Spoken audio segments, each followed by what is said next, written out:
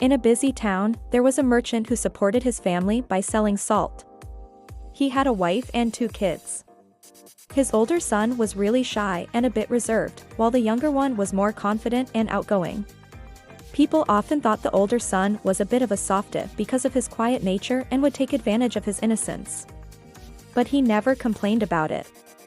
The merchant, frustrated with his son's shyness, would often give him a hard time, which just made the boy's insecurities worse.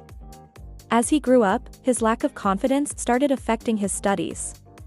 When it came to exams, fear held him back from answering the questions properly, and he struggled to learn.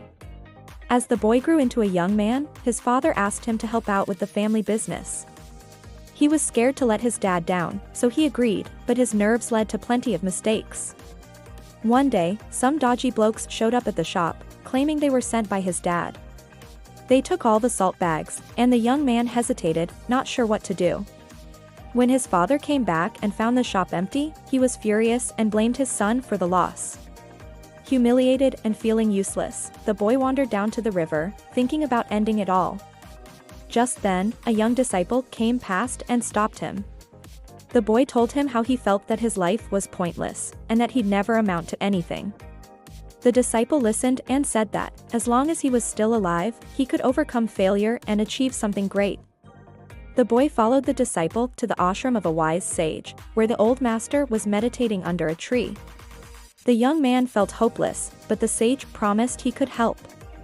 Over the next 3 days, the master gave him tasks to build his confidence. On the first day, he had to speak to 10 strangers and write down their responses. The boy was nervous at first, but he did it, and even made a few new mates along the way. Proud of his progress, he went back to the sage. On day 2, the sage told him to teach 10 kids about the importance of water. The boy was freaking out.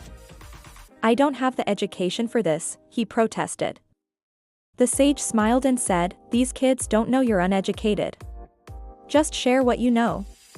Nervously, the boy stood up and spoke about 5 uses of water. By the end of it, he wasn't as scared anymore. He went back to the sage feeling more confident. On the 3rd day, the master gave him the hardest task yet.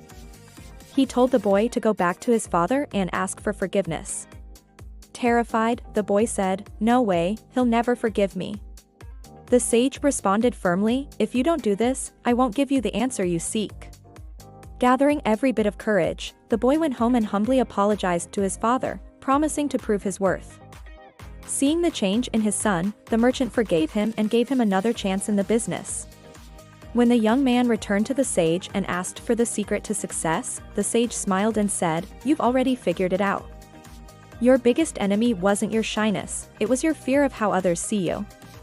Even if you feel weak, act with confidence, and no one will doubt you. True strength comes from believing in yourself." With tears of gratitude, the boy bowed to the sage. "I get it now. I won't let fear control my life anymore. I'll show the world what I'm made of."